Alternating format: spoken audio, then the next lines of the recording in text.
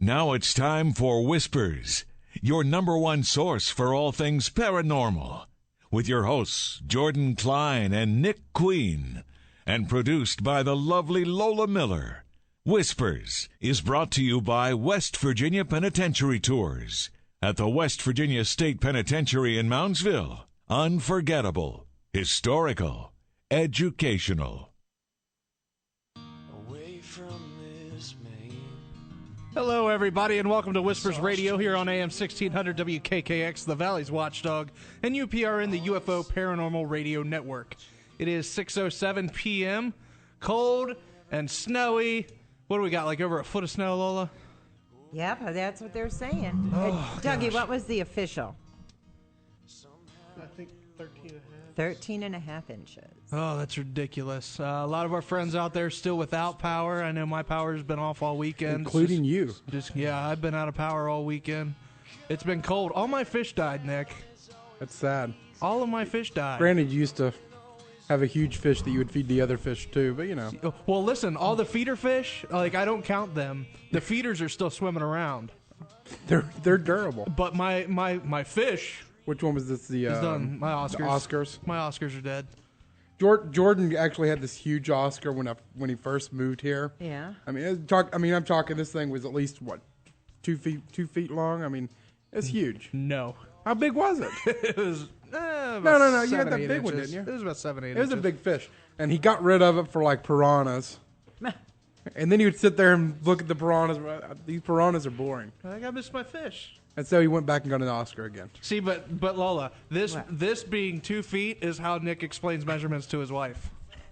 I'm horrible at measurements. It was 20 feet long. You know, it's sad sometimes. It's sad. I'm horrible at numbers. What do you Never expect? mind. Nick, you are digging yourself in a hole that you don't need to be there. Just, never mind. I'm always in a Never hole. mind. I'm sorry, Nick's wife. Give us a call. Oh, You get it. Oh, light bulb. Give us a call, 304-214. Skid marks in there on his head. I'm over here trying to get stuff finished. Jeez. Yeah, that's his story, and he's sticking to it. 304-214-1600. If you're out of the area, 1-866-514-1600. Give us a call. Show us some love. Poor Nikki. Are we recording? Do we got the show recording? Are we up? I'm deleting this part. I won't let my wife hear it. For those She of never you, listens to for us. those of you that were unable to listen to us last week and have been living under a rock, well, June 30th is our day at the West Virginia State Penitentiary.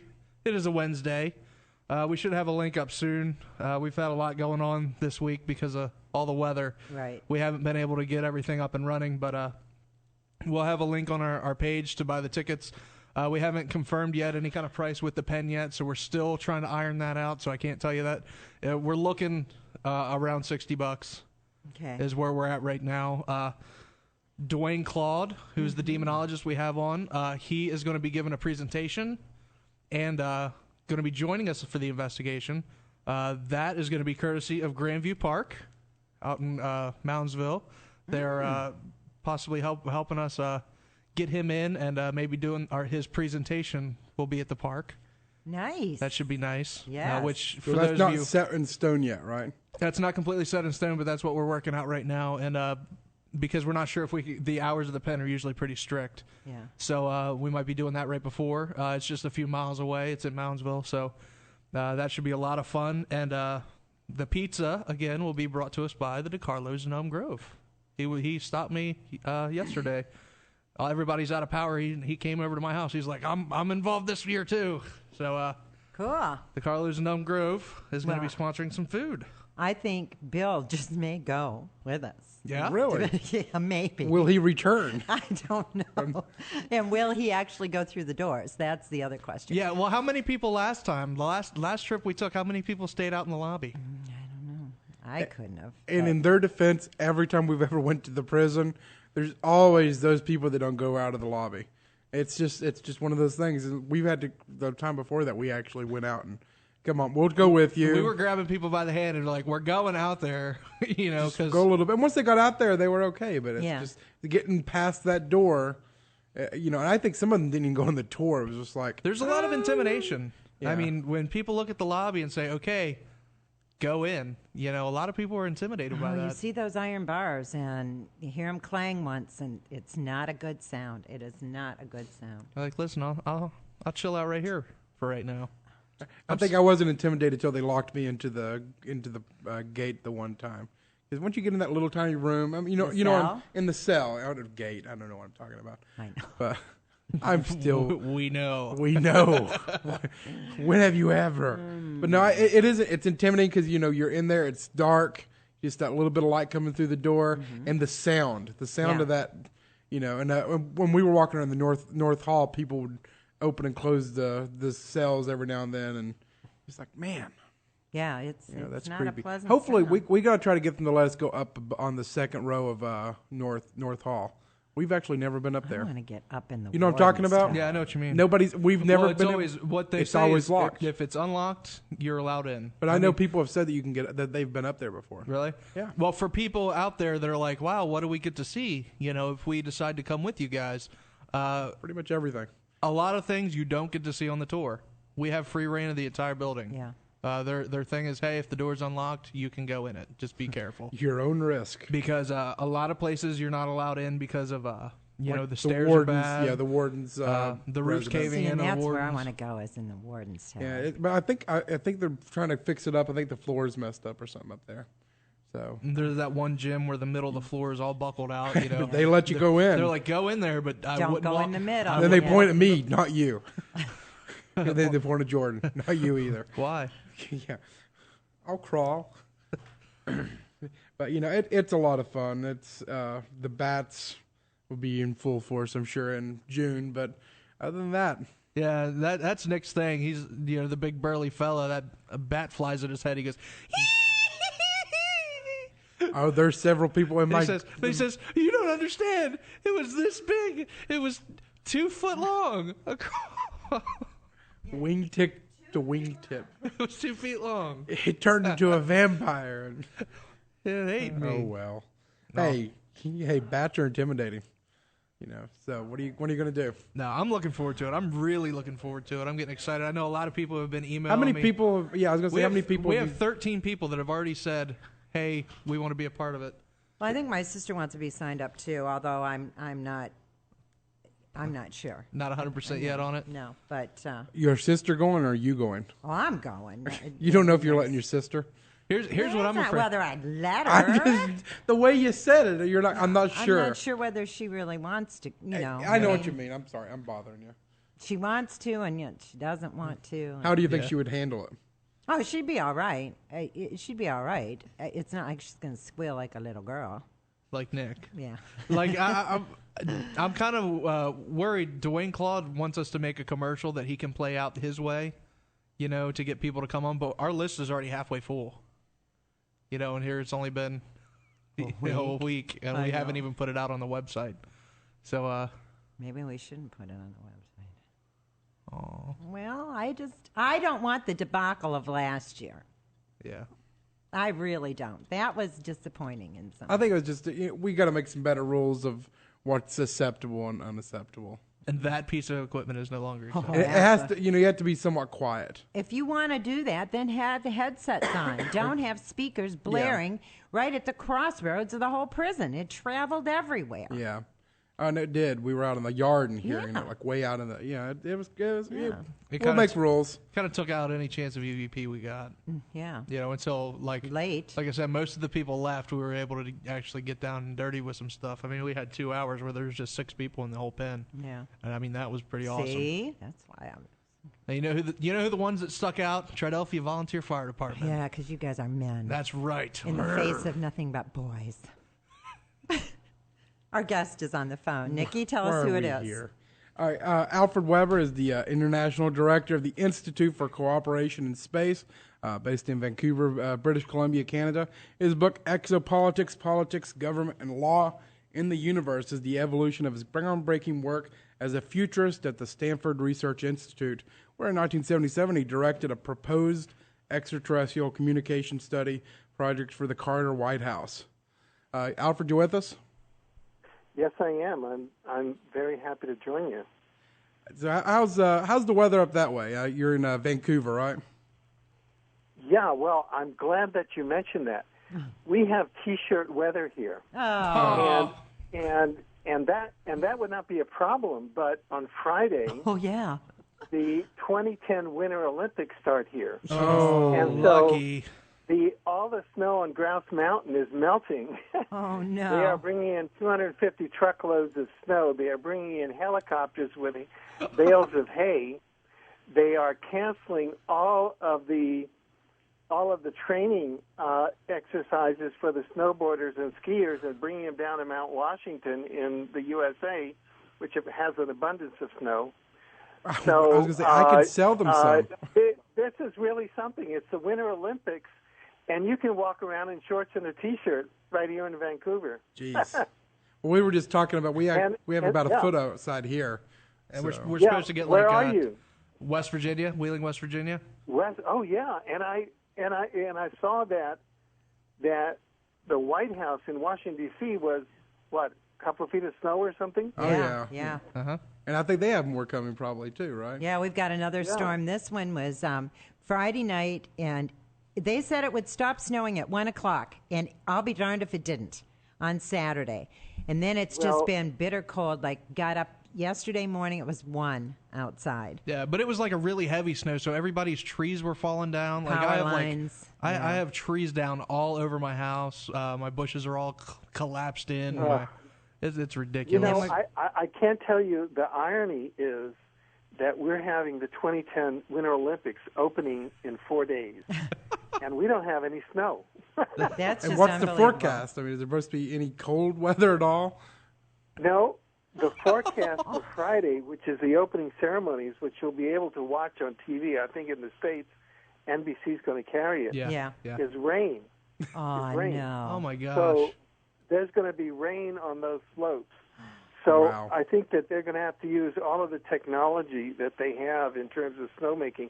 Of course, a good deal of the skiing events are up at Whistler, which is a location about a 2 hours drive north of Vancouver, which is a large mountain where there's more snow. It's just that some of the snowboarding events are here on Grouse Mountain, which is part of Vancouver, which is right on the coast. And then, of course, we have all the skating events and the hockey events are indoors, so you can have those anywhere. Yeah. That's good at least. Yeah, but it's just disappointing. I It's know. the Winter Olympics. You'll and have they're people having watching to all this in import T-shirts and snow. shorts. yeah, Yeah. the only thing I care about is hockey. So Yeah, that's good. true. Well, I mean, as long as I can see yeah. anything U.S. and then the Swedish girls team, I'm good. Wow. Sorry. Like, they're so attractive in hockey uniforms. Yeah, but they. Oh, you can imagine what's underneath them, huh? Yeah. Yeah. Well, let's move on. We don't want to get into Bird.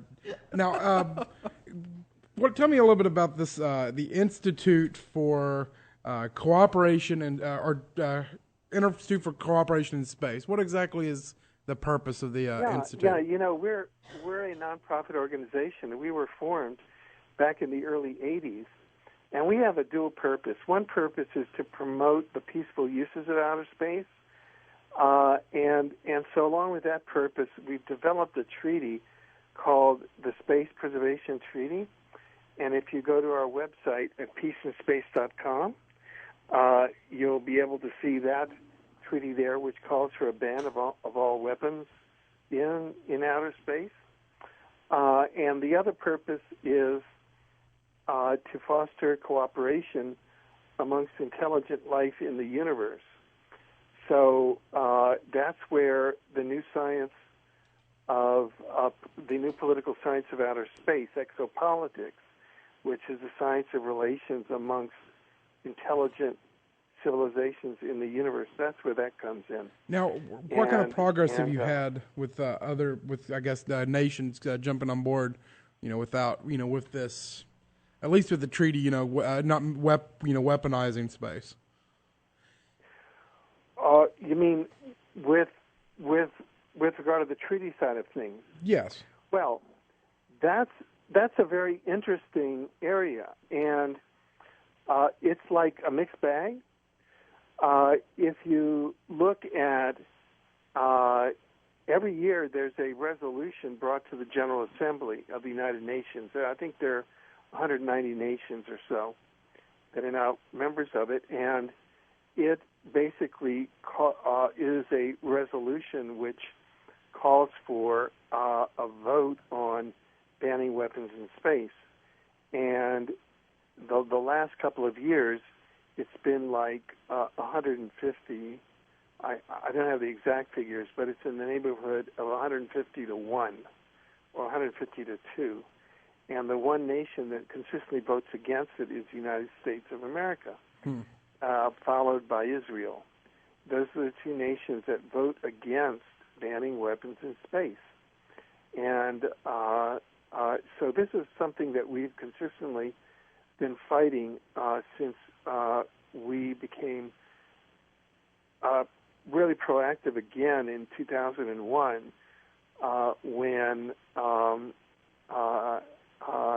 the treaty that had prevented the weaponization of space was threatened to be was abrogated unilaterally by the United States in December of 2002. This is the Anti-Ballistic Missile Treaty, which was unilaterally abrogated by President George W. Bush of the U.S. Simply by calling up Vladimir Putin of Russia on his cell phone while he was getting out of his limousine in Athens, Greece.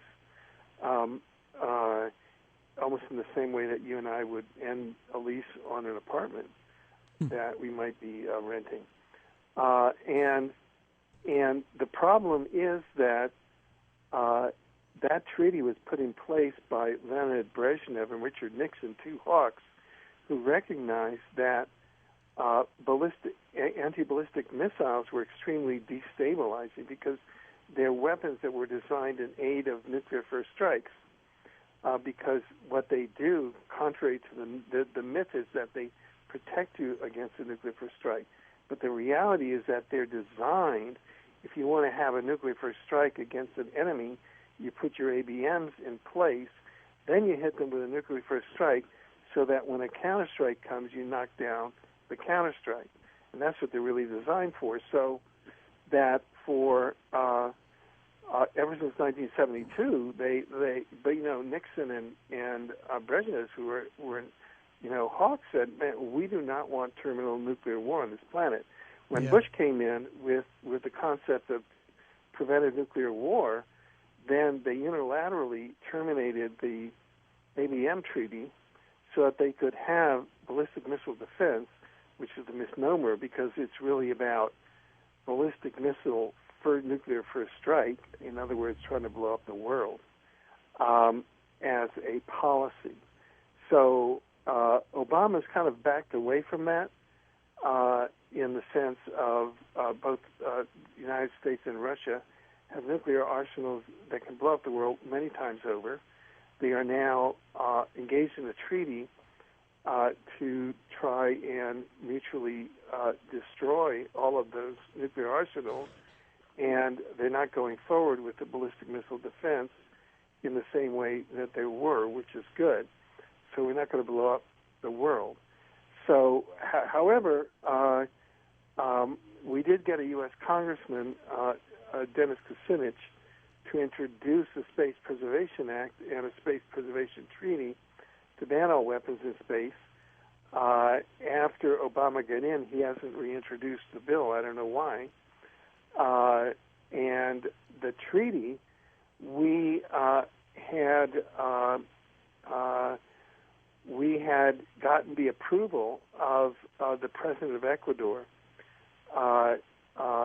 There are some very progressive presidents down in South America. They're really amazing people. And he was going to get together the 5 progressive presidents of Ecuador, Bolivia, Argentina, Brazil, Chile, and Peru to sign the Space Preservation Treaty banning weapons in space. That would have brought it into force, and then we can go around and get everybody else's signature. right after we got his approval, our South American headquarters down in Ecuador of ISIS was destabilized through a series of kind of CIA-related attacks, and we're in the process of regrouping now. So anybody that gets into the business of peace, you're up for getting attacked, I can tell you that. Well, that's because war is big money. Yeah, I was going to say, peace doesn't really make much money. No, that's the truth. Yeah. I mean, we're on the planet of permanent war economy. Yep. And that is that war is an industrial activity like, any other big business. And John D. Rockefeller made $1 trillion off of World War I. And, wow. A lot of people lost their great-grandfathers, and there's a huge carnage, but he made $1 trillion. So that's how people at that level who actually manipulated us into those wars, how they see them. Well, everybody believes that. It was World War II that actually got the United States out of the Great Depression.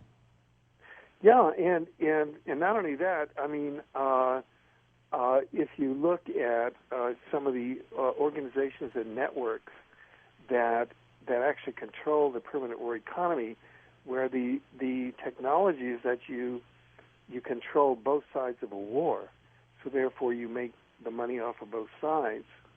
And and this is all a matter of public record, so it's nothing new, George W. Bush's grandfather, Prescott Bush, is a member of Skull and Bones, and he and his fellow Skull and Bones partner, Averell Harriman, George Prescott Bush funded, through Fritz Tyson, funded the Nazi Party starting in 1923. So they were controlling fascism.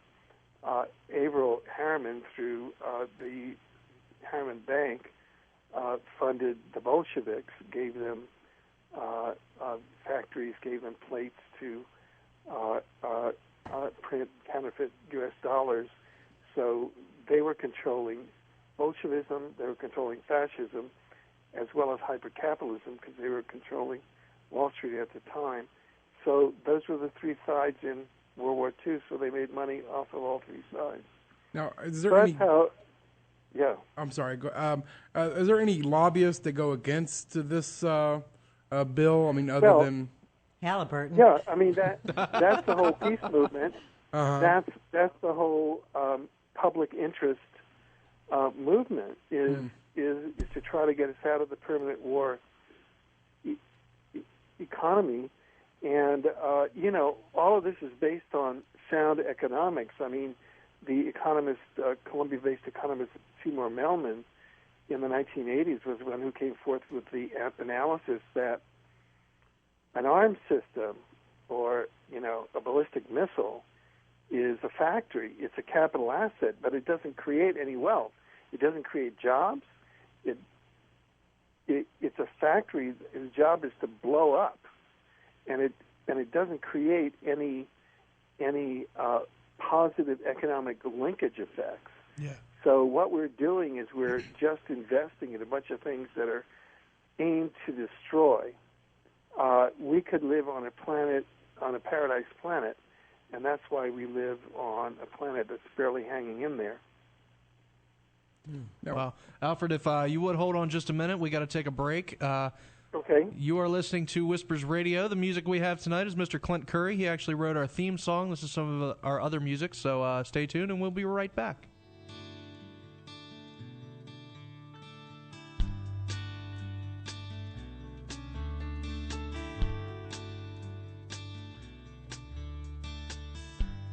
Screen door slams and I'm out the door. Radio plays on and it takes me home. Sunlight sings across a desert sky. Flying 99 in a 55.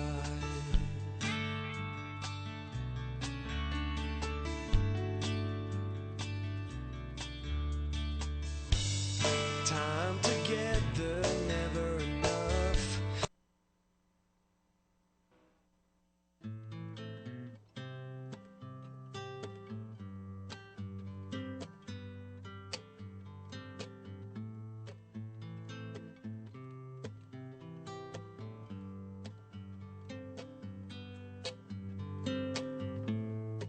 Walking through this door I see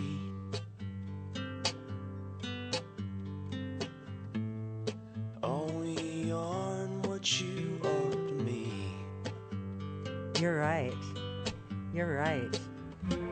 Old memories fill this room, all the silence makes the way. Who does he remind me of?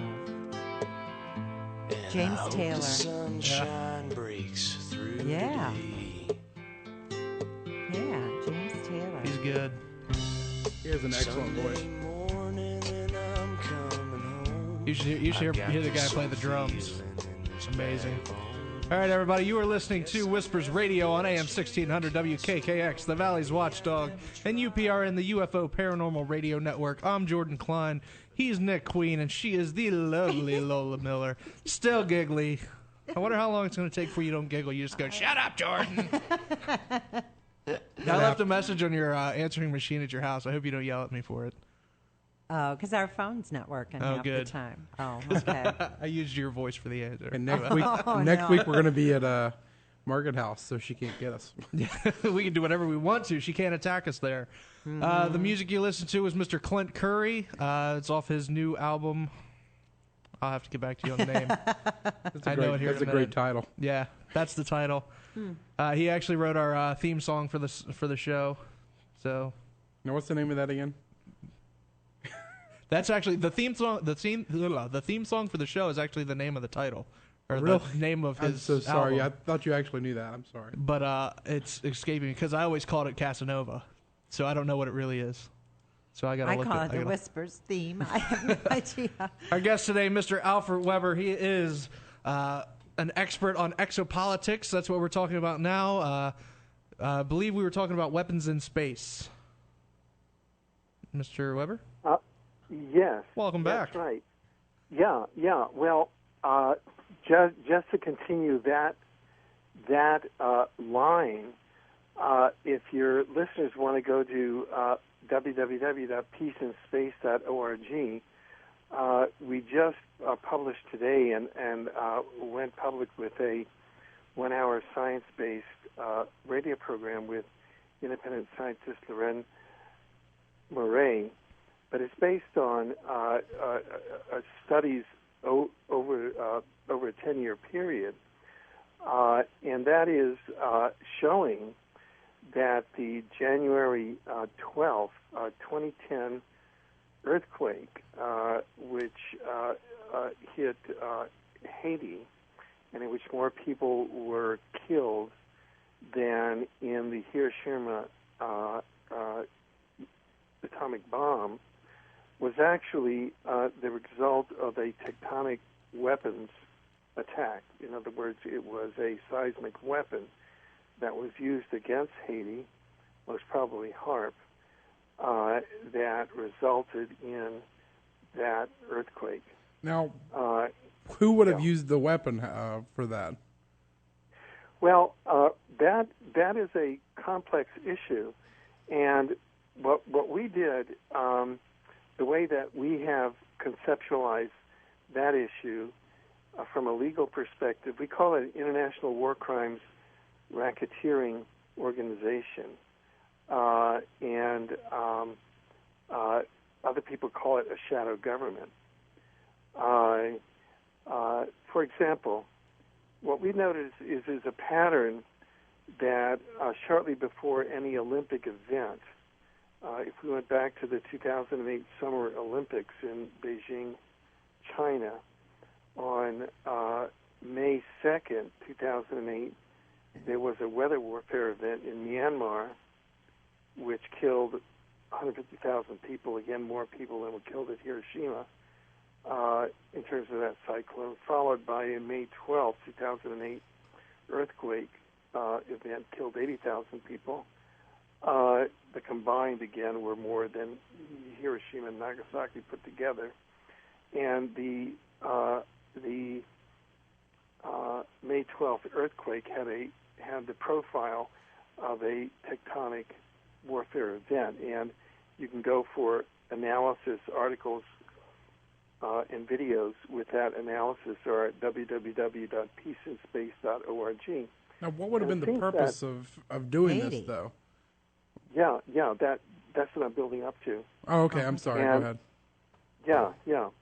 So that there are multiple purposes here. On the pre-Olympic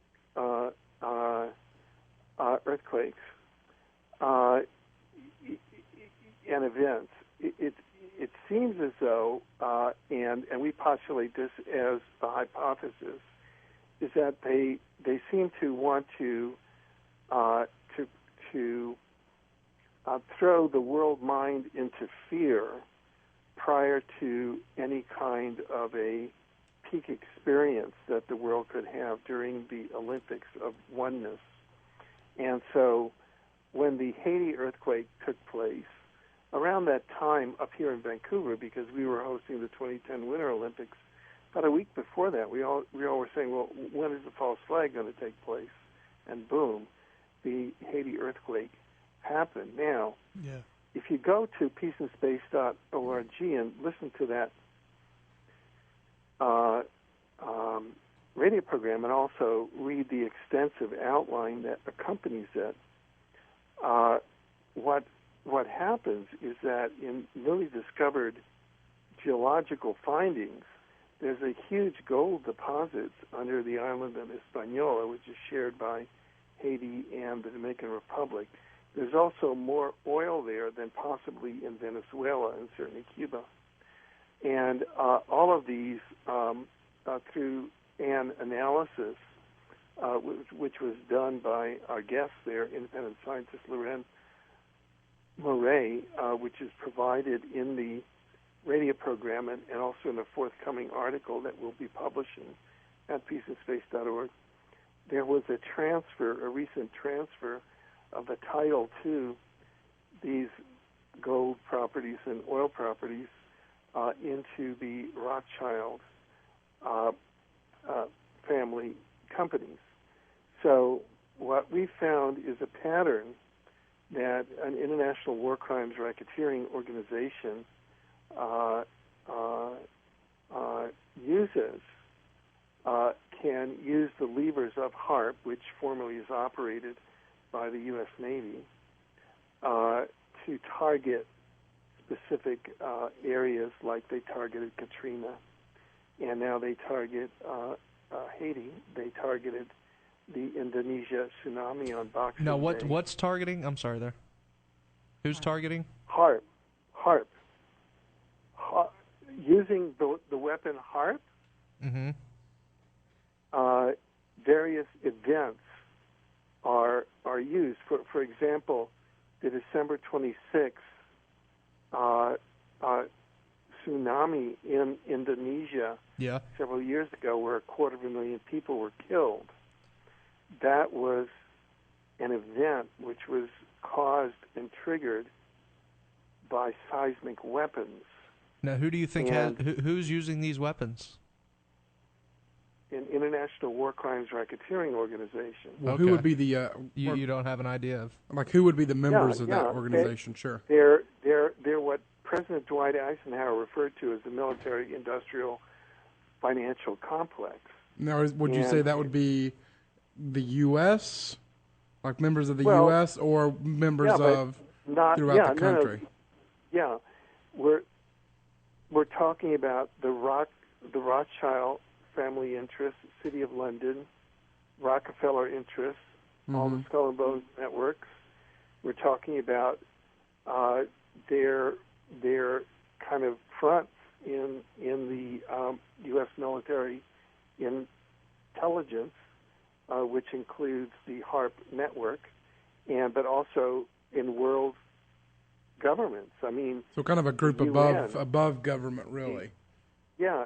I mean, the United Nations, which was originally the Rockefeller family, wanted to be built on their private family property. And then they said, no, that would be too obvious, so they donated property in downtown Manhattan. But the United Nations is a front for the world international, what I call war crimes racketeering organization. So you think that they are actually targeting, these, I want to say third world, countries and just blowing them to hell. Is that what you're to saying? get to the resources underneath. Or the mineral rights and for the resources. Yeah. With Indonesia, it was because that's the world's largest Muslim country, and they are promoting a, quote, Christianity versus Islam war to keep the world divided, to have one God versus another God, and that's part of the mechanism of the permanent war economy, to keep us in dual. I mean, there's only one God. You can call him Allah, or you can call it God, or, Source, but here you divide it, and then you create this natural catastrophe using secret tectonic weapons, which only people in the know can understand, who have read all of this research. I know Hugo Chavez had said this right after, and then Iran had also picked up on that as well. Yeah. So now, fortunately, circa 2010, these things are public enough where we have a head of state like Hugo Chavez come up. We have Press TV from Iran, which is a news media, come out and state it. And now we at Vancouver Co-op Radio, CFRO 102.7 FM in Vancouver today, published one of the first science-based radio programs and outlines, which actually gives an in-depth analysis of what Hugo Chavez and Press TV were saying. Chavez, of course, just made a summary statement. I'm sure that his intelligence, military intelligence agencies would have a report, but he did not release that during his statement. Now, don't you think, though, a natural disaster, catastrophe situation causes unity to some degree? I mean, look at all the people that are sending money and resources to Haiti right now. Yeah, I mean, no. There's a double-edged sword here. Yeah. I mean, number one, there is no doubt that the permanent war economy is on its last legs, and the 3D kind of control matrix, the false matrix that we've been living in, is now living out its last years, and is becoming more visible as human consciousness awakes to multidimensional reality, and as more and more, and as our reality opens up more to higher dimensions, and so while it was not as obvious to people that the December 26th, the Boxing Day Indonesia tsunami was an act of tectonic warfare, it is obvious and has been declared now by head of state and others that the Haiti earthquake was. So there's a lot more light on the planet and a lot more openness about that. At the same time, we in the alternative media have a duty to begin, to use our best resources to come forward with this information and to make it public, that this is a way that a very narrow interest of what under the law can be called a war crimes racketeering organization, they could be prosecuted under RICO laws, are using, they're using environmental weapons to create natural catastrophes and then to go in and do a resources and a land grab. After Katrina, it's true that there's an enormous wave of sympathy and empathy. Yeah. So there's both of these situations are going on. I mean, simultaneously as the human race, we're evolving and moving forward, and that's the vast bulk. Now, do you think? Let me interrupt you just for a second. You were talking about RICO laws. Do you think that can help us to get to disclosure? These are tools. Yeah, these are tools that I would use. The issue is whether or not we have a legal system and a judicial system and a prosecutorial system that is free, that is open and free of corruption and of the control that has been in the whole extraterrestrial area since, say, the 1953 CIA Robertson panel, which decreed that any dealing with the extraterrestrial issue had to be, either in government, in media, in educational settings, had to be dealt with ridicule.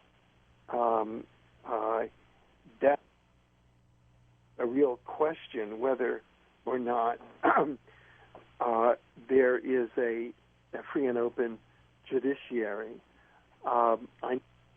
One of the hats that I wear is I'm a judge in the Kuala Lumpur War Crimes Tribunal, which was convened by Dr. Mahathir Mohamad, who is the former Prime Minister of Malaysia, and the Perdana Peace Organization, and it's composed of 7 ranking jurists, law professors, former judges, and we have now had preliminary proceedings in Kuala Lumpur, and we'll be moving forward, and with George W. Bush and a number of the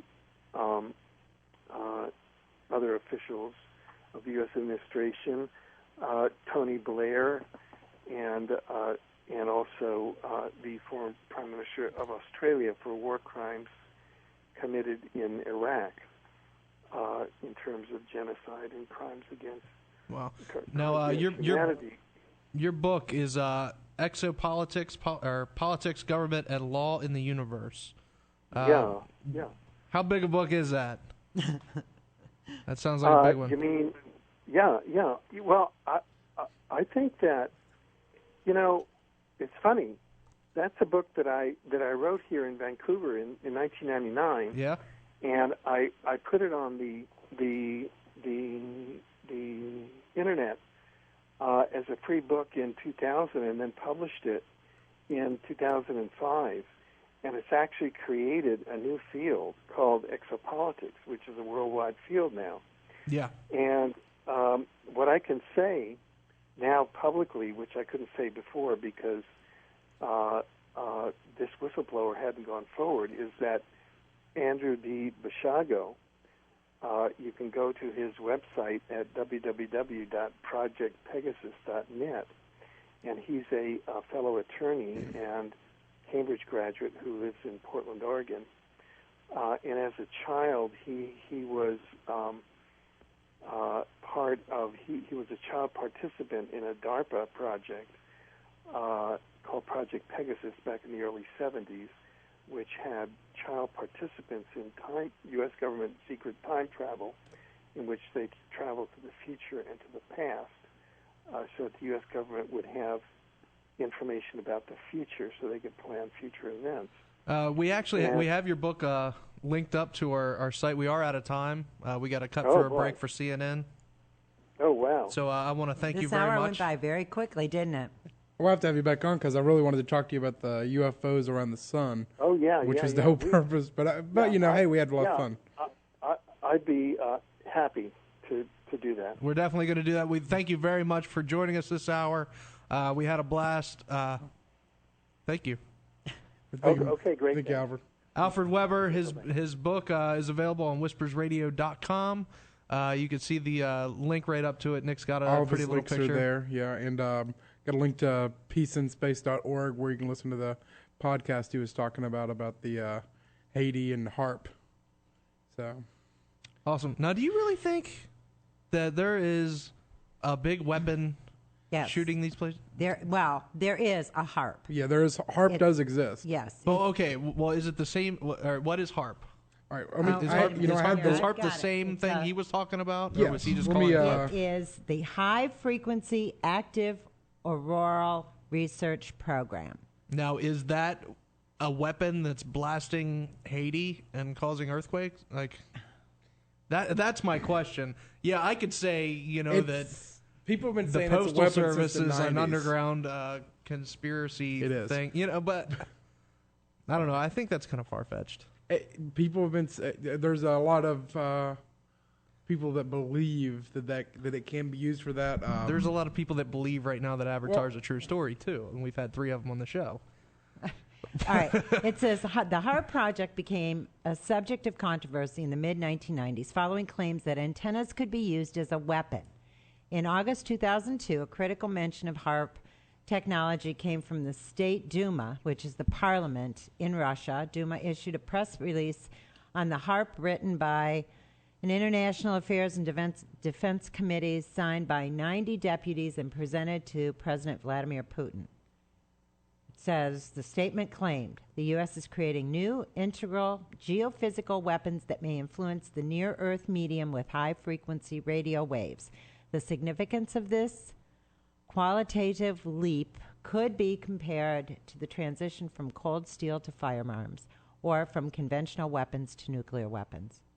The new type of weapons differs from previous types in that the near-Earth medium becomes at once an object of direct influence and its component. Oh. Okay, well, let me eat my words real quick. Well, I mean, it exists. Now, could they somehow direct this to various places on the globe? I don't know. Maybe. Past that, I mean, because that's talking about how a lot of people think it is. Just to tell you, it's jointly funded by the U.S. Air Force, U.S. Navy, University of Alaska, and DARPA, which is the Defense Advanced Research Projects Agency. Its purpose is to analyze the ionosphere and investigate the potential for developing ionospheric enhancement technology for radio communications and surveillance purposes. Well, and it says such as here, missile detection. Related facilities. In the United States, there's 2 ionospheric heating facilities, the HIPAAs, near Fairbanks, Alaska, and currently offline for reconstruction, one at some observatory in Puerto Rico. The European Incoherent Scatter Scientific Association operates an ionospheric heating facility capable of transmitting something effective radiation power in Norway. Russia has one near Vasilorsk or something like that, and another one in Novgorod. So, I mean, they're around the world. Nasty stuff that I don't think we should be getting. I mean, look at the weather now. That's probably the cause of it. Al Gore's wrong. It's not plastic. It's this crap, global warming. Tall Dwarf in the chat room. I know we haven't got a book to you yet. Send Nick your address right now. I have the address. I'm looking it? for a book. I want to get him a good book because it's going to come out of the ones we have. That's all. We're going to send you a book that we have because whatever happened with the publishing company happened with the publishing company. We haven't worked with them in a while, so we'll get this situated, and we're sorry that it had to travel through New Guinea. It's on a slow boat from China.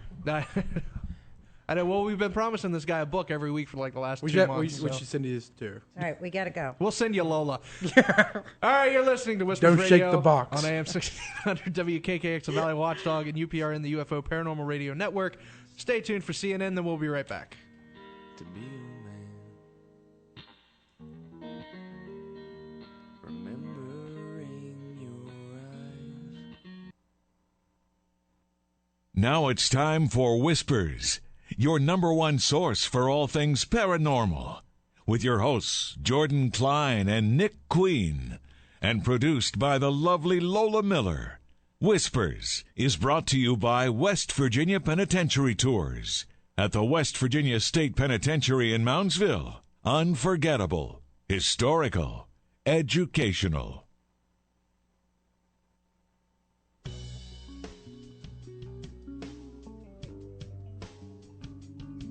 Hello, everybody, and welcome to Whispers Radio on AM 1600 WKKX, the Valley's Watchdog, and UPRN, the UFO Paranormal Radio Network. It is 7:08, cold and snowy outside, and it's not looking any better. I'm Jordan Klein, he's Nick Queen, and she is the lovely Lola Miller. You guys, oh, how I do blush. What's funny is she does blush, so it's not even good. We always worried about, if somebody ever canceled, what the heck would we talk about? We sit here during the breaks and after. We could probably talk about TV or whatever for probably 3 hours. Well, we were talking Fringe and Lost and Fringe and Lost. Like Conan O'Brien and how much we don't like Jay Leno. We all think he should burn somewhere. Wow. What? Did I say that? I don't know that we went that far. I just think you should have stayed at 10 p.m. if they were going to do it 10 p.m. I went that far. You went that far. You always have. I can't stand The one Leno. good thing about Jay Leno being on at 10 o'clock, I never had to check NBC to see what was on if I had to tape anything. I'm serious. And it's just like with CBS. I don't have to worry about it. It's all in CIS now. Yeah. They've got 4. I don't understand why they have 4. Monday. Monday is like the stacked day for at least for my house for TV shows. We watch Chuck, we watch How I Met Your Mother. I watch Big Bang Theory, which I think is funny. I don't watch Heroes. I love Heroes. I did too. What else? House. Yep. 24. 24. I mean, it's just the whole thing's just constantly recording. Yep. It's going to explode one day on a Monday. That's what I just started 24. I haven't finished season 1 yet. I got 2 episodes left of season 1. I'm loving it. It's great. All that Jack Bauer. Season 2 is not the best. I like his daughter. The one time walks into the police station, she's getting ready. She's like, you know what? My dad's Jack Bauer. It's like, yeah, that's right. So she is the biggest wuss and pain in the butt. It's like, ugh. You're going to grow to loathe this lady. Really? Yeah. I hate the president's wife. I hope she dies somewhere. You and Lisa would get along. Well, nobody likes the president. Which president? David Palmer. You're going to hate me for saying Palmer this. was president in the first? No, yeah. he was running for president. He was running for president, so. Okay, I don't know. You know who it is. You hate her. Okay, I know who his hate wife her. is now. Yeah, you'll hate her. Okay, everybody hates her. I don't want to offend you by this, but she reminds me of Hillary Clinton, and it just makes me want to smack her. And I know you like the lady.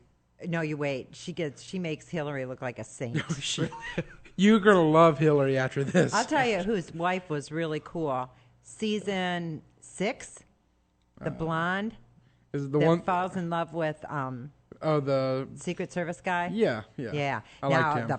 That president, he is evil. I don't think he's evil. I think he's just incompetent. He was weak. Yeah, he was very weak. And easily manipulated, and his poor wife, he had her convinced that she was nuts. And really, she turns out to be the good guy. Community's a good show, too. Oh, yeah. I do that on Thursdays. Yeah, I hit that up on Hulu like crazy. Yeah. But did you know that they removed... I've been watching Lost, too. Conan O'Brien's been removed. Going back into conspiracies, I guess. NBC has removed him completely from their website. They removed all of his episodes from Hulu. All of the old Late Night and Tonight Show, and they removed him from the mural outside of where they had all the Tonight Show hosts. He doesn't exist on there. They painted over his face. That's ridiculous. Well, you know what? So wrong. He does not exist. He's gonna win in the long run. Oh, he's already won. He got $40-some million. Everybody loves. He's going to go to Fox. Yeah, I think that's so. what I think too. Yeah. If you were listening to the music throughout this program, that is from Mr. Clint Curry. He does our theme song. He did text message me during the break. The CD is called Plain View.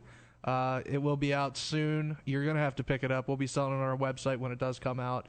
And one of these days, we're going to have him actually in the studio playing some songs for us. He's a great guy.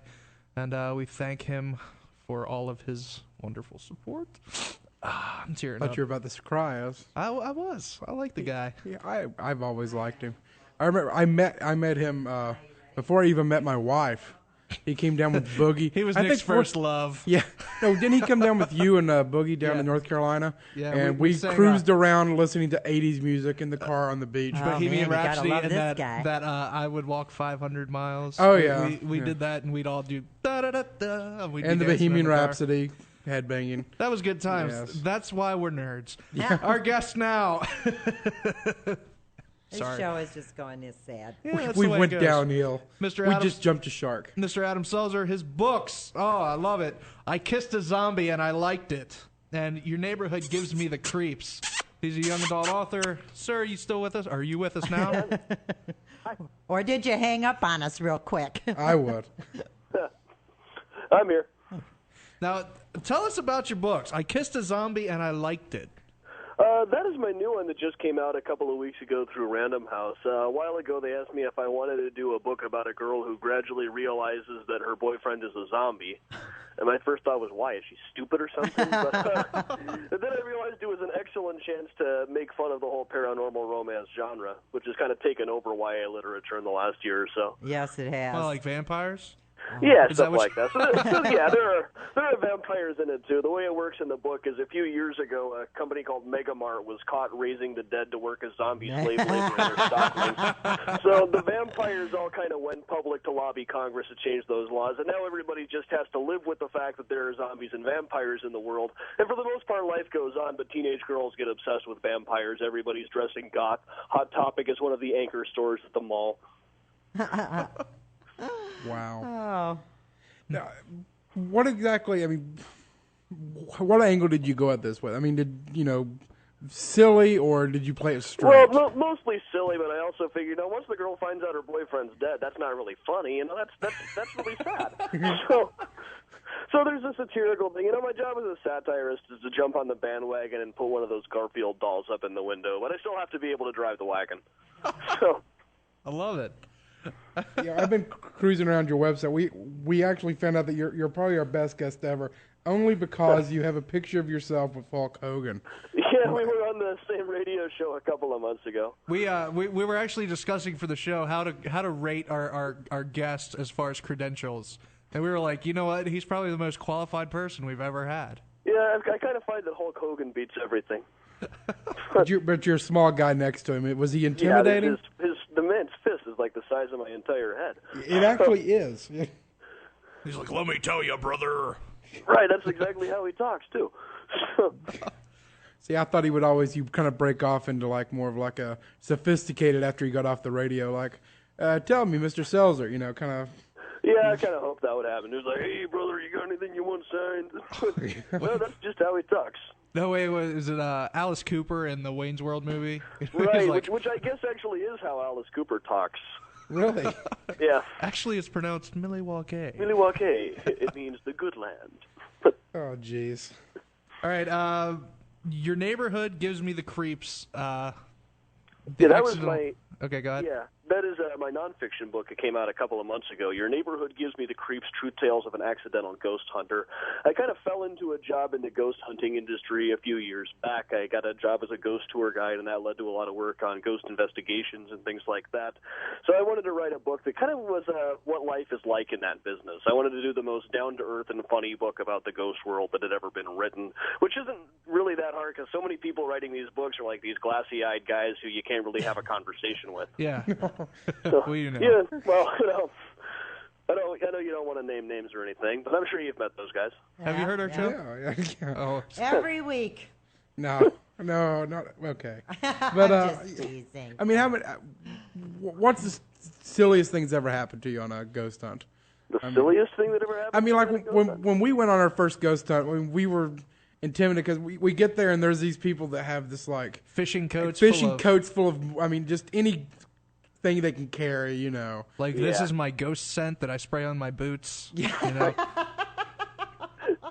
I did hear about one thing once. I wasn't actually on this one, but, every now and then, I've worked with some people who say that they're psychic who really seem like they know their stuff, enough that I'll at least give them the benefit of the doubt.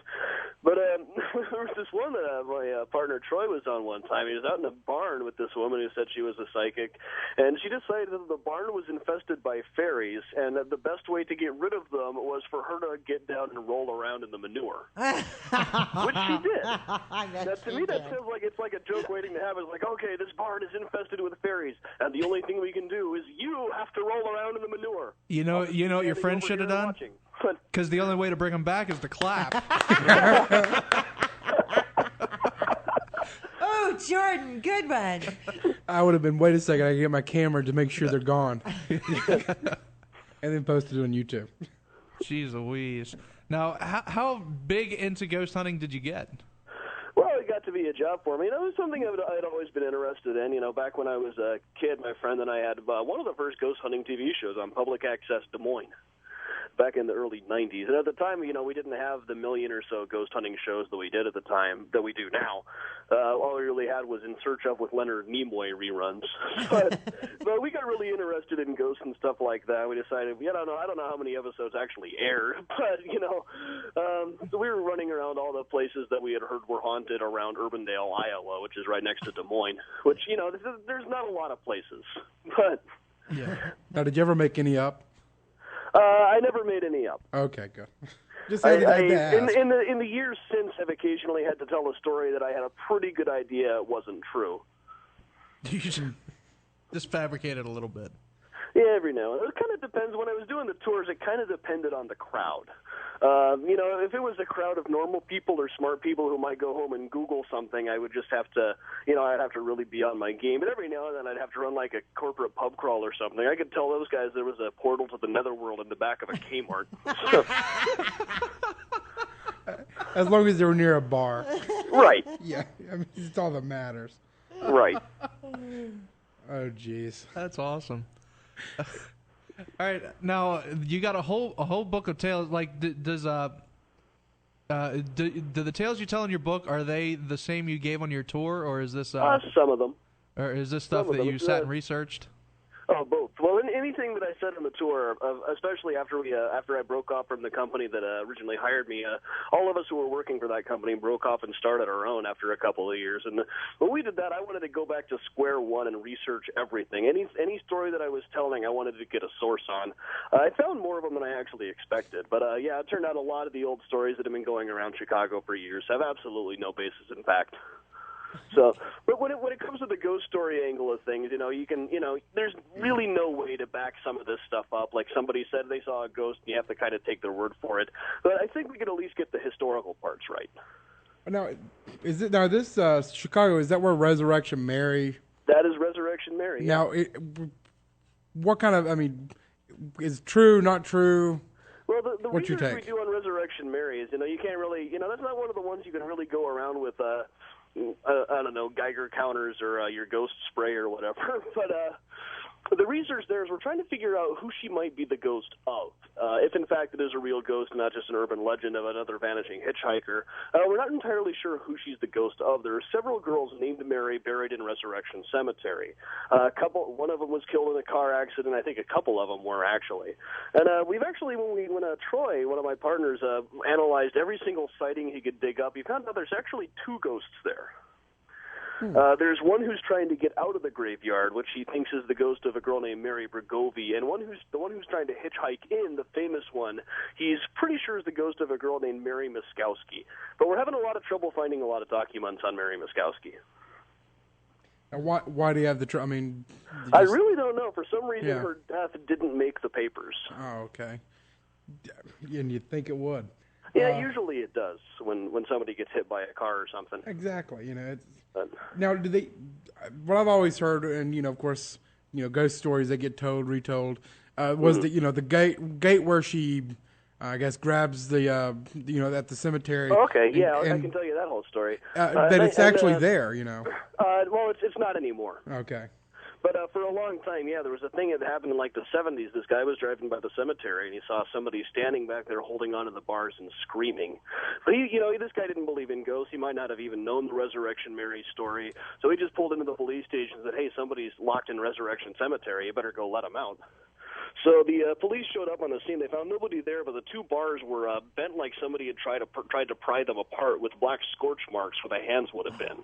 Oh, wow. And they stayed like that for a good 30 years. And I'm looking at Wikipedia, and you can see a picture of the burned section there, which is just impressive. Now, why would they take that down? That would have. Well, it's a Catholic cemetery. Ghosts aren't really sanctioned by the Catholic Church. They break ranks on this constantly. But the cemetery has a very strict no ghost policy. In fact, they know where both Mary Bergovia and Mary Biskowski are buried. They were buried in term graves, and now they're buried somewhere unmarked. They know where it is, but they won't tell anybody. Yeah. Now, you're a skeptic of all this. Yeah. I mean, you don't. Do you believe in ghosts? Have you decided one way or the other yet? You ask me if people ask me straight up, I have to say if there's actually ghosts out there floating around that can think they have their own ideas, their own goals, it seems like they sure as hell don't want anybody to know about it. Uh-huh. But then again, we have run into things like shadows that we've seen like running towards where the exits of an old theater would have been.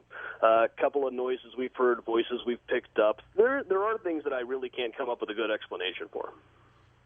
Make you stay up at night? I mean, cause I know the first time when we heard, because I was kind of like, yeah, there's nothing here. We, go on my first one, and then I recorded something. I'm like, man, I'm really hoping this wouldn't have happened, because then it's like, dude, what do I think? It could have been this person. He was over there, There's just about always something it could have been. Yeah, and that's something when, especially in the heat of the moment, it's hard to stay mindful of. Yeah. The thing I have the biggest trouble with is this one old theater that we investigate where there was a huge fire in 1903, and we kind of got it marked out with chalk, where the stage would have been then, where the exits were. Yeah. In the middle of the night in this theater, we keep seeing these shadowy blobs. I suppose on TV they'd probably call them shadow people, but these shadowy blobs that go zipping through the theater towards where the exits used to be. Wow. And we've done our test. We can't figure out what in the heck they might actually be shadows of. So that's, we kind of hit a wall at that point. So what do you say as a skeptic? You just say, oh, I guess we'll never know. Or you'd be like, maybe there is, I can kind of say, well, maybe, but more likely, unless we can come up with some kind of spooky net that'll actually capture these things, it's hard. It's hard to tell what it could really be. At that point, usually people's religious beliefs kind of take over. Yeah. Now I can think of a lot of investigations that Nick and I have been on, where the house could be abandoned or nobody within like a mile radius. We're there by ourselves and you get nothing all night and it's just like, oh, this is so boring. Why are we even doing this? And then like you're sitting up by a computer eating pizza and all of a sudden you get a voice that's like, I'm gonna die. This crazy voice that just starts yelling at you. What do you say then? You're like, maybe there was rats in the wall that talk, Right. Well, that's as believable, Jordan, as the fact that it could be a spirit. There's talking rats. Yeah. You want to wrestle, Lola? Some of the explanations we come up with for these things aren't, frankly, a whole lot more believable than saying it's a ghost or some kind of leftover energy or something. Yeah. Well, see, I would go with the leftover energy. Good. Well, that's a pretty all-encompassing kind of thing to say, Yeah. and that's more believable than, like you said, if there are really talking, thinking, motivated spirits, you would think that they would be then all over the place. Although I'll tell you, Wheeling is really an old city, and they've done an awful lot to try and preserve a lot of the old Victorian buildings. So I'm on a show called The Broadcast during the day, and we had two ladies that are supposed to be psychic and all this kind of stuff from Pittsburgh come down and were our guests. And they get off the expressway, and they made a wrong turn, so they ended up in the heart of Victorian Wheeling. And the stories they told about driving down the street and actually seeing people in Victorian dress, and all, then they come into our building, and they said, oh, yeah, this place got a lot of spirits attached to it. And we knew that there's a ghost, two ghosts, back here by the bathroom in the studios.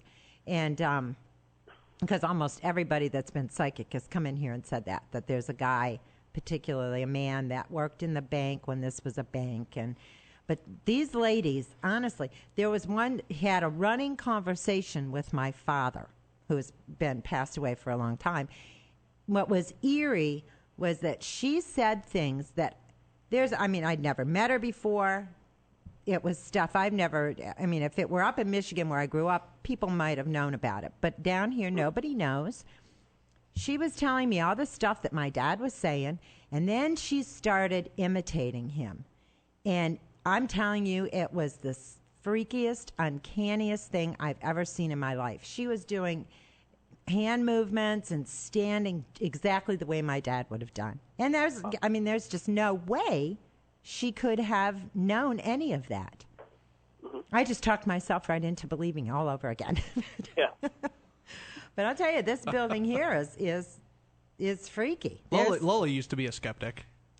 Yeah. Yeah, I was until I've met a lot of people now, and do I believe a lot of them? No, there's a lot that I think, really do cold readings, and that's it. But then there are other ones that, especially when it's about like my parents, I know what they are saying, and it sounds exactly like them. And they weren't here; they didn't live here. Nobody could have known them. So yeah, it's kind of weird. Mm-hmm. Yeah. Go ahead. I totally, because I looked at you and I'm sorry. That's nice. This has been one of those days. Let's take a break real quick, and we'll be right back. We are talking to Adam Selzer. His new book is "I Kissed a Zombie and I Liked It." It's a lot of fun. Good read. Well, I haven't read it yet, but it sounds like a good read. It's something I would read. I assure you, it's a good read. I can tell you're you not this. biased or anything, right? I read it with my mind, and it changed my life.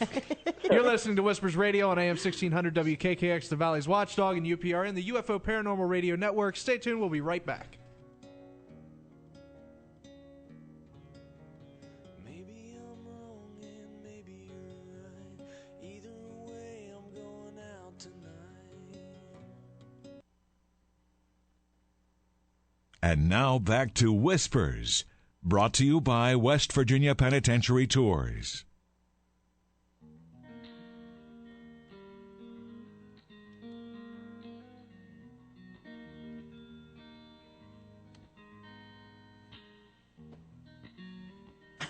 It's nothing for me to Can you play guitar, Jordan?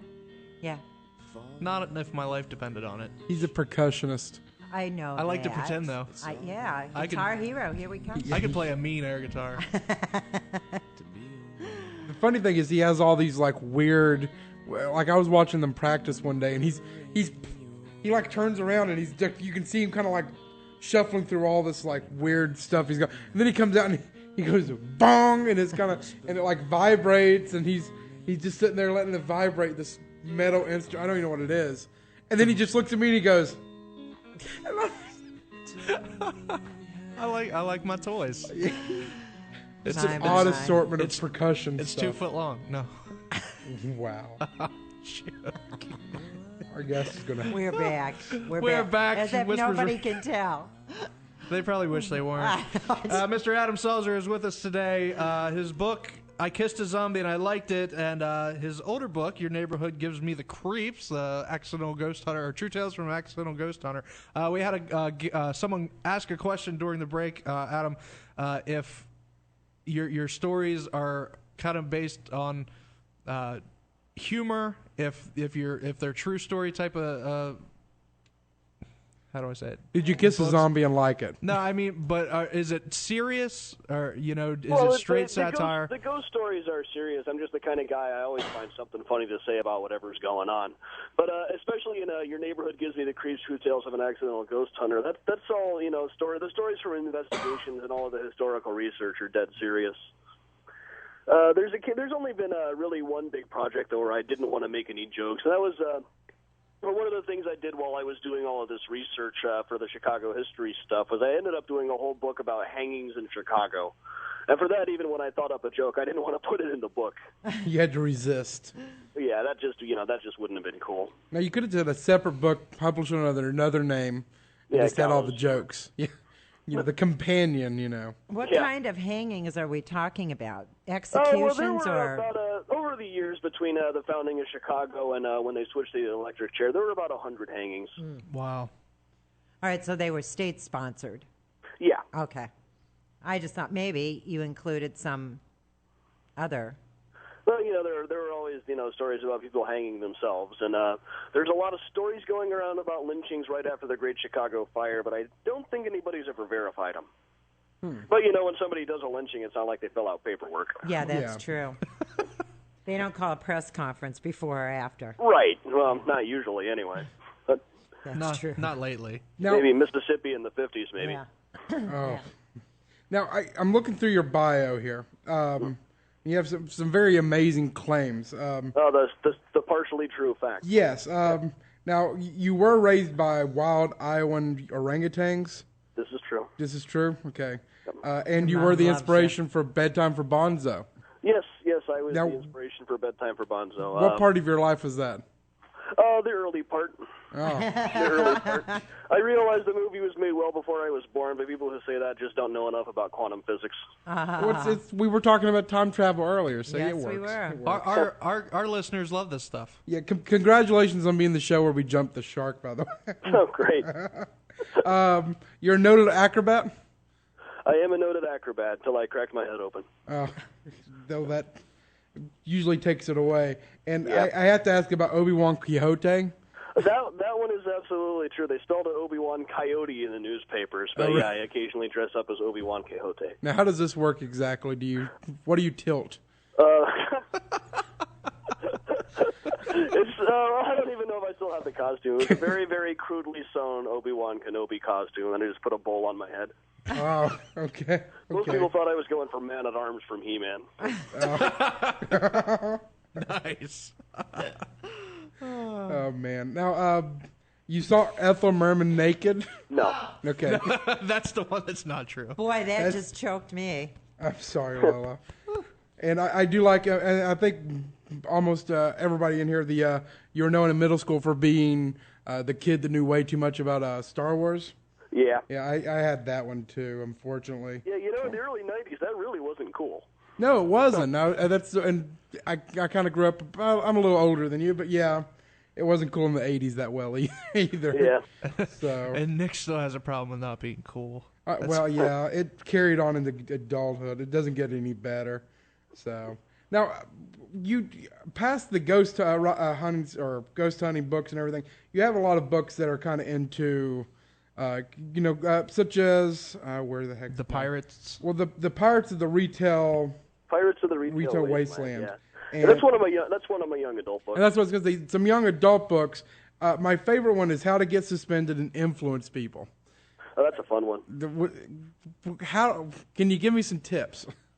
I wish I had this back when I was in high school. So in that particular book, the kid gets an assignment to make a health or safety film to show to kids in the younger grades. So he decides to make an avant-garde sex ed movie called La Dolce Pubert. He figures if he makes it artsy enough, he'll be able to get away with a lot more. And yeah, as a result, he gets suspended. And they actually just tried to ban the book in Idaho a couple of months ago. Yeah. Congratulations on having a book that could have been banned. Yeah, that's a real badge of honor in this field. I would put that on the front page of your site. Yeah. Banned in Iowa, or Idaho. Yep. I guess I understand banning books is kind of a popular sport in Idaho. Well, and it's a game the whole family can play and get along with. It's now the Smart Aleck's Guide to American History. Oh, that came out just about 2 months ago now. Oh, okay. Now, it's been a busy few months for me. Yeah, I was going to say you've been really busy here lately. What exactly have attracted you? Is this more an actual nonfiction book, or is this more of a? That one is absolutely nonfiction. Nonfiction, okay? Because you said earlier that was a nonfiction. So you have two nonfiction books then? Yep. Now, what angle do you go at American history here? Well, for one thing, I wanted to include some things about info literacy, like somebody tells you the founding fathers were on my side, and nobody should actually be going around saying that. But really, I just wanted to make fun of Ambrose Burnside's mustache. So that was that was the seed. I'll write a book. Yeah. Yep, that kind of started it off. Well, Random House asked if I could do something like America the Book only for kids, and it's there's so many bad presidents to make fun of, just a lot of them. There's also lots of neat stuff about how the portraits of historical people are very rarely actually portraits of them. There's that great picture of Washington crossing the Delaware and rebelling against the basic rules of boat safety. I like here. I was looking at the description. You make fun of James K. Polk's mullet. Well, that's an easy shot. Yeah, easy shot across the bow. Right. Who's the bigger jerk, Hitler or Stalin? That's a tough one. Yeah, you'd have to go Hitler. He kind of went against, he kind of broke the the treaty. Yeah, he's kind of the standard by which against which all other jerks are measured. There are people who say Stalin was worse, though. Oh, I mean, it's he wasn't as big about taking over other countries, is the thing. Yeah, he kind of No, stayed he out. just liked to He was kill just his a own jerk to his people. own people. Yeah. Right. Oh, jeez. Now, and what other what was your favorite subject that you went into in the book? I mean, what did you have the most fun researching? Oh, that's a tricky one. The flappers, I found a lot of cool stuff about the flappers. So there's a whole section of flapper slang in the book, such as Barney mugging was a phrase the flappers used to use for sex back in the 1920s. I have no idea how that went out of fashion. Snuggle pupping, which is like cuddling, only somehow more illicit. Huh. Oh, and cuddle cootie. That's a guy whose idea of a good date is to take girls for a ride on the bus. Oh, I've dated a few of them. See, that was something the guys got rid of. We can't have that getting out, Right. Yeah. Now, I mean, heck, there are all kinds of, so many different ways you can go into this. I'm looking here through the description. What do you think happened to those Croatan guys? Yeah, I have no idea what happened to those guys. I was going to say, what kind of angle did you go out with that? I mean, because I'm from North Carolina. I just tried to cover all of the different theories that have gone around. Like some people say that Walsingham sabotaged the mission to begin with. Others say they were adopted into the various Hopi tribes around the area. And I think it was one of the guys who came in later. I'm not sure if it was John Smith, but he met some Indian chief who said, yeah, they actually survived. They just lived here. Here's some of their tools. Also, I just got done killing them. So they never found any bodies, but you imagine the guy probably made up his mind to be really nice to that chief right about then. I know there was going back because I'm a history major that we had there was some I was reading about that they had found Indians when they came back that were blonde that had blue eyes, and that's backing up the that they had moved to England away from a hurricane or something. They were told that one was coming or something, and they left. Yeah, there were stories like that. There were also some explorers who ran into some Indians who said that up in the mountains there were some white people who have this weird habit of ringing a bell and bowing their heads before they eat. Now, do you ever get into, because we talk about all kinds of different things on the show, UFOs or any other weird stuff that happens around Chicago or that area? Well, yeah, we did have a big thing. A UFO apparently landed at O'Hare just a couple of years ago. Yeah. Now, did you ever go and investigate that, or? Well, there's not much to see anymore. But that's the problem with these things. They show up and then they fly away, and I'm kind of left with nothing. But I think actually the airport had the best line about that. You don't fly 8 million light years to Earth or however far it was and then turn around because your gate was occupied. That's true. That's true. You might as get well. Stuck in a pattern over O'Hare. Right. But why would you go to Chicago? I mean, Oh, there's lots of reasons to go to Chicago. Well, I mean, maybe they flew over, somewhere else. I mean, you were going to say New Jersey. No, I got in trouble with the New Jersey guys. That. I have a way of sticking my foot in my mouth. We had some the weird New Jersey guys on, and they'll never let me live down that I. Let them know how disparaging bad. I insulted New Jersey. My first question. Yeah. He won't. They won't even return any of his emails I know it. because he badmouthed New Jersey as soon as he's like, apparently they're from New Jersey. Yeah, well, some people from some states can take that kind of thing. Like I'm from Iowa. We're just glad you've heard of us if you make fun of Iowa. Same thing in Wisconsin. They kind of know it's coming. They call themselves the cheese state. But people from Indiana get really upset if I rip on Indiana on the tours. Indiana's kind of like our New Jersey. Okay. Poor Indiana. Now, where do you get your characters for your books? Because I just make them up. Nobody your mom's not one of the zombies in there. You're trying to backstab at her, No, I just make them up. I wish I was that creative. I know. Jordan wants to be in your next book, by the way. He just didn't want to ask. Every author that's on, he wants to be killed in your next book. Okay. It's kind of a thing I got. Yeah. If I gotta kill somebody, I can kill a guy named Jordan. You're the man. You're the man.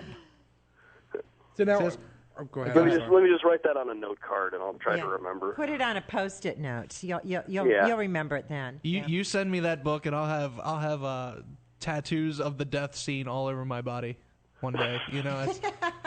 Now that would be worth it. You should really strive to remember. I wouldn't go there. There's not usually a lot of death scenes in my books, but I can always make an exception. Okay. The first, or not even the first. If you're an author out there and you write a good death scene, it's going tattooed on me somewhere. As long as it's Jordan, yeah. You can kill Lola, and I'll tattoo that somewhere too. I'll tattoo it on you. I do have to ask you here, because how exactly did you get into the tabloid The Sun? I was looking through this article, and have you read that article? I was, because you have it linked up here, and I was looking at it, because I don't buy. Hysterical. Yeah, I guess they got a hold of a copy of Your Neighborhood Gives Me the Creeps, and they used it to write the most goofy article. The first line is, a courageous ghostbuster has dedicated his life to exposing the horrifying entities haunting the mean streets of Chicago. But hey, I'm courageous. Hey, you do that in a really cheesy voice. You should have just went with it. Just be like, yes, yeah, I am. that You was should that buy my article's book. a trip, man. Now, did you have hair-raising experiences? I suppose my hair picked up a couple of times. Tell us about them. There was the one of them. It was a few weeks later, really. Well, we investigated this place, Old Town Tattoo, that's been on a couple of TV shows in the last year. The owner of the place has been had been a funeral parlor before. The owner now is this guy by the name of Tapeworm. And he's pointed up at the staircase. I'm going to be cleaning up his language a lot here. Okay. But he pointed at the staircase and said, now, you see that staircase over there? Now, twice, man, I've been walking down those stairs, and I felt like somebody was trying to push me. Like, push me down the stairs, man. And that freaks me out, because everybody knows you can't fight back with these cats, right? So here's what I did. The first time it happened, I look up, I went, listen, if I die in this place, man, it is freaking on. And 3 weeks after that investigation, Tapeworm had a heart attack. And he died about 5 feet away from the staircase. And since then, I've told people, man, if there's ever been a ghost that I absolutely believed in, it's the ghost of Tapeworm. I mean, I go into that basement, I feel like somebody's flicking my ear, pulling my hair, all the ways that guys like Tapeworm pick on dorks like me. I think on the Halloween after he died, one of the guys who worked there actually had a missed call on his cell phone from Tapeworm's old number. Oh, wow. Oh, my God. Which just belonged to some random girl at the time. I think it's horrible that we all just laughed at some guy having Well, a heart attack. Yeah, but he's in a far funnier place than we are. Yeah, I think, knowing him, I think he'd want us to laugh at it. Yeah. Now, this picture they have here of the spirit calling himself Walter, is that your picture? No, I don't know where they got that picture. I was thinking, where did they get this picture? Because it looks really, really fake. Really fake. It's certainly not one of mine. I don't know where. And what the heck are they talking about? Terrifying tour of that toddling town. Yeah, Chicago, that toddling town. Guys in your case now. Gosh, you can even sing like in the 20s. I love this. And this leads into, great segue, you do have a band? Off and on, I've had a couple of bands. My current one's called the Broken Chimneys. But I was for a long. It's basically refugees from my old band, which is Adam Seltzer and his Revolving Door All Stars. I'm kind of retired from music these days, but every now and then. All right, if you got anything recorded, you got to email it to us. We'll play it. Yeah. I'll play it. I'll send you some stuff. That's what we like. We like playing the indie bands through the commercials. So definitely. Okay. That'll What be is it? great. Rock with a Tuba, the Broken Chimneys. Back Row Hooligans, kids music for well-adjusted kids. Oh yeah, that's a project that's been on the back burner for a while. One of these days, I'm going to make a children's album for really well-adjusted kids. We got all these songs like "Sharing is for Communists," "Drink Your Juice or You'll Get Scurvy," "Pirates Always Cheat at Bingo." We'll get that off the ground sooner or later. I can't. When this You happens, just you have stand to up call me. honestly. This is great. I know it. I think you've left us speechless at this point. I know it. Now, do you have this much fun all the time? I tried to. Well, I got laid off this afternoon, so that wasn't as much fun. Oh, I'm sorry to hear that. Well, you know, it's you read the papers. So. We try to get people in their prime. You know, that's Right. their highest moment in life. That's right before they come on to Whispers Radio. That's, so thank It's you. all downhill from here. You're like, wow, I lost my job. What worse could happen? Oh wait, I'm on Whispers Radio. I have Whispers Radio later. Oh, I don't know jeez. why I'm laughing, because it's really true. Thanks, Yeah, Lola. you guys are a sick bunch of radio. We try. And I just gave you your Paul quote. And that's our producer. Thank you. It's been a long day. I don't think she likes our show. I don't. We've been snowed in for a couple of days. Four Yeah, days. I haven't had power all weekend. yeah. We're just. So Oh, yeah, you guys got hit pretty hard, huh? Yeah. so And I more's walked in coming the- in the morning. we're lucky to be here. Yeah, Yeah. 7 o'clock in the morning. We're supposed to get like another 6 12. to 9 inches. Yeah. Yeah. Yeah, we're getting, I think that's probably the same system. We're getting about the same amount tonight. Oh, that's Well, at least you I'm not going to say. Well, yeah, at least we don't have to go to work. I'm sorry. See, there is an upside to this. I'm sorry. I'm I sorry. just lived off the ghost business and writing books for the last several years. A couple of months ago, I got another day job, but oh well, easy come, easy go. Hey, keep writing, because this is if your Yeah, books you- are anything like your personality right now, it's got to be great. Yeah. I hope so. Hey, you have your own Wikipedia page, so there you go. Yeah, I know. Isn't that something? Yeah, Nick. They- like I said, Nick judges all of our guests That's right. by their pictures and their Wikipedia page, and that's where he finds. He's like, listen, I book them. This is my system. So They work out well. so we are actually out of time. I hate for it to be. We I love know talking to you, and let us know when your next book comes out, because you're coming back on. All right, absolutely. If you can Call put me up with anytime, us. guys. Thank you very much, Adam Selzer. Also, all of your books that you've written, if you go to whispersradio.com, there's a picture of each one of them. All you got to do is click on it, and it'll take you to where you can buy it. So go out there and support the man. Yeah, he's jobless. Good luck on getting a job. So. Oh, you know, it's Chicago. There's a million of them. Oh yeah. There we go. Thank you, Adam. Thank you. Have a See good ya. night. Bye. He's a lot of fun. Yeah. He talks really fast, but Yeah. it was fun. Yeah. I wish I were that witty. Now, like, I'll go home and I'll think of a million retorts after the fact. It's like, Lowell have them all written down. He's like, okay, now replay the episode. all right, now stop it. Stop it. All right, put it on pause. Why is nobody responding to Lola? That's what we should do. Of course, I felt bad for the retort I had for the job. But that was good. No, That's true. You don't have to go out tomorrow morning. We should have like a special Lola episode where we take just clips of all her little retorts, and like you can push Paul, like Nick can just stop the recording and add on Lola. Those You are know, called her- drops. her And we had a quick wits. million of them on here at one time. I was glad when the computer blew up that time because it wiped them all out. They were supposedly trying to get some from Riley Martin's show. I don't know if they ever cut I them don't or know not. if they did or not. I don't know if they did. Yeah, who knows? That's right. I'll cut it up. There's gold on there. Oh, yeah, there it Who is. knows? It's going to snow. My dear Lola. Yeah, if you're listening, tomorrow morning, 7 a.m., we're looking at another foot until Wednesday, 7 p.m. I have no idea if you have school or not, but probably No, not. everything is already Everything's closed. Yeah. Stay home.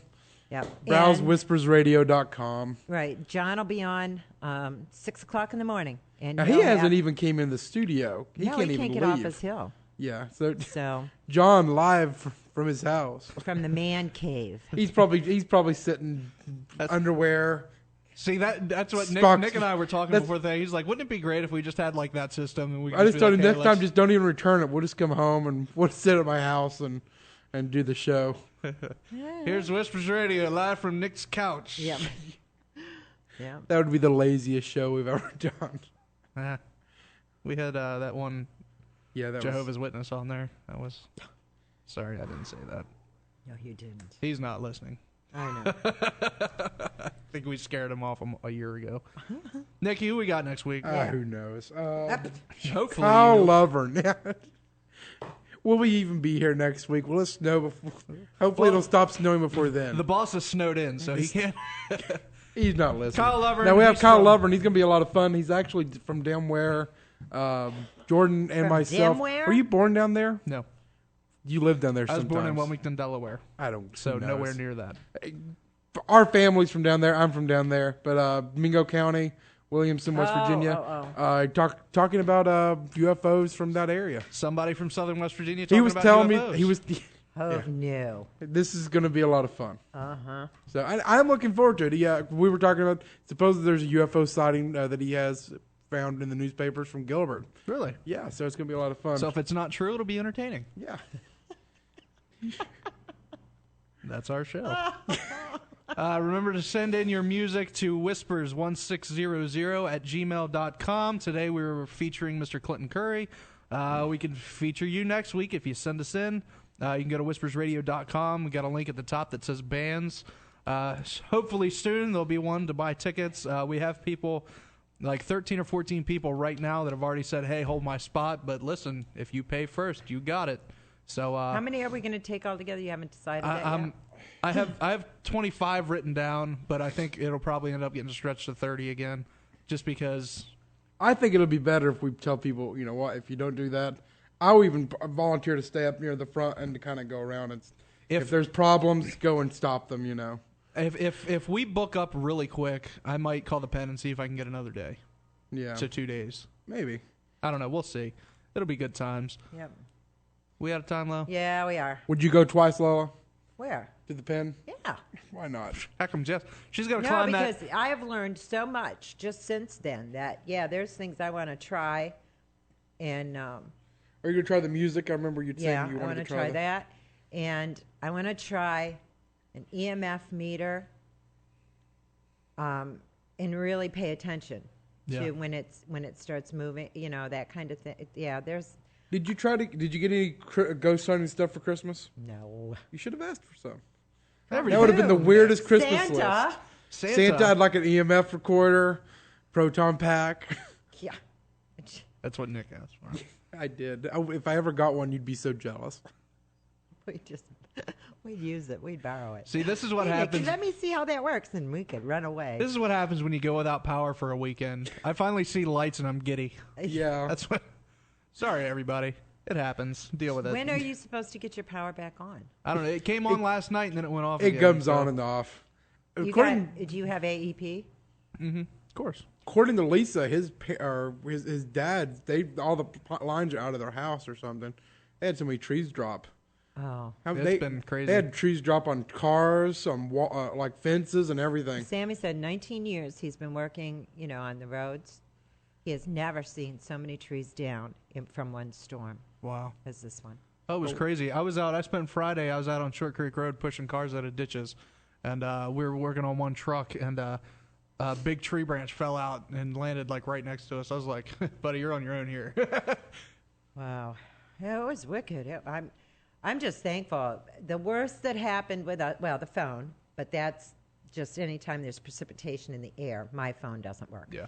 And then the lower channels on Comcast were all pixelated, which drove me crazy. Yeah, but I could watch everything in HD and on those HD channels, and they worked fine. So Wow. I don't know. Because you're paying extra. They care. Comcast cares when you give them money. Yeah. All right, everybody. That's what we got this week. Special thanks to Alfred Weber and Adam Selzer, Clinton Curry, for Nick Queen and Lola Miller. I am Jordan Klein. I stole that from coast to coast. Coast to coast. You like that? I was like, what have you been listening to? We will be back next week with Kyle Lovern. Should be fun. And we will be at the Market House Grill. Come and see us. Until then, don't be afraid. Only believe.